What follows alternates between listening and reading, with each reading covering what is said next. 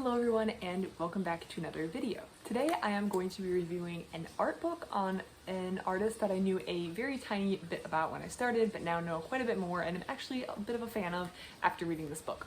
So that is Edward Hopper. So this book has the cover of, or I should say this is Edward Hopper by Rolf G. Renner. So just from the cover, you probably already know this artist, even if you don't know him, as you can see the famous Nighthawks painting. I know it is, but let me see if I can find it real quick. Pretty much everyone has seen this very, very famous painting. You're looking in on a diner with this curved glass, and there's a man sitting alone with his back to you, a couple, and this man down here. I actually had a creative writing assignment in college based around this photo. I've seen it a long time, but I actually didn't even know the name of the author or the name of the artist until I got this book out. I mean, it had probably been introduced to me during like some art class, but I had forgotten it and I really didn't know anything else he had done. So I got this book out hoping to see some more of his works, but also have some understanding about the works, because I am not an art critic, and while I really enjoy reading about art and learning about art, I don't also have a very broad knowledge base on art, so I need to kind of be told what to look for in the pictures, which is where I am in my art exploration journey. So what I was hoping to do was I was hoping to get a book that had like the paintings and then explanations about what I was supposed to be looking for in the paintings and maybe what the author thought the artist meant by the painting. So we can start with the art. Edward Hopper's work was good. We'll start there. I mean, obviously people like his stuff. I really enjoyed it too.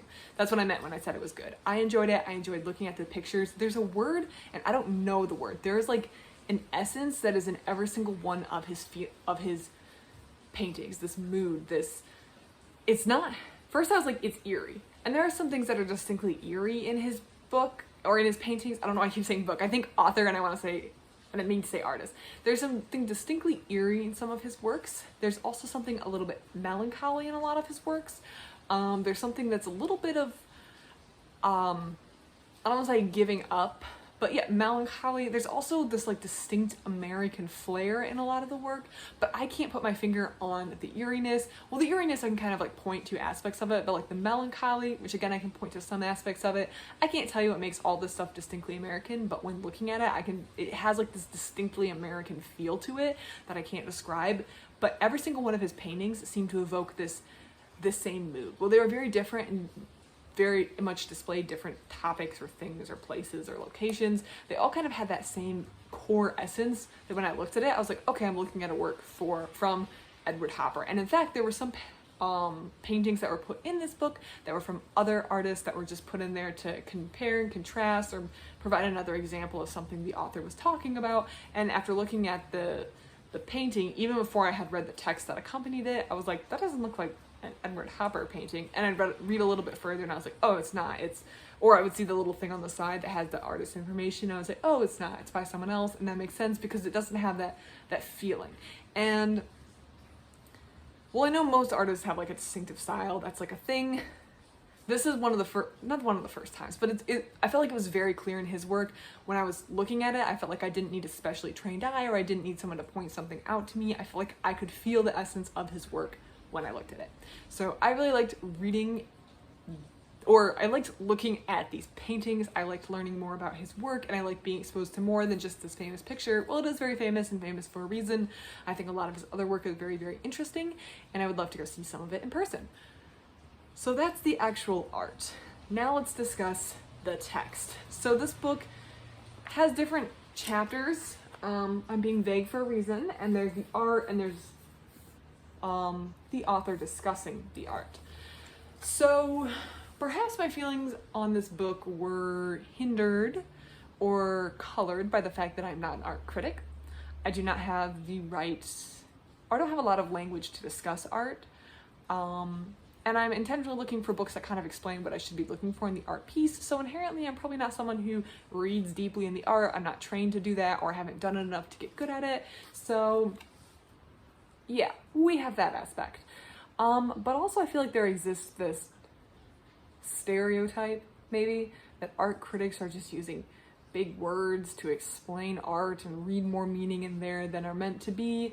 And I really felt when reading this book that the author just liked to hear himself talk.